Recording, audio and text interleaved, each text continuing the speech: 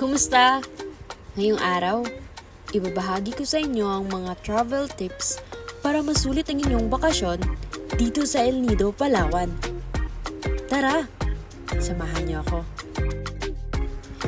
Ang El Nido ay isa sa mga pinakasikat na destinasyon sa Pilipinas.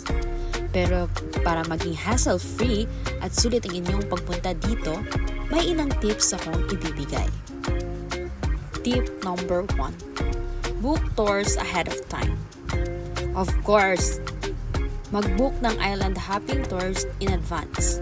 May mga tour like A, B, C, at D dito. Kaya piliin nyo yung gusto nyong puntahan. Mas makakatipid kung mag-book kayo online o sa mga travel agencies in advance kaysa last minute, di ba?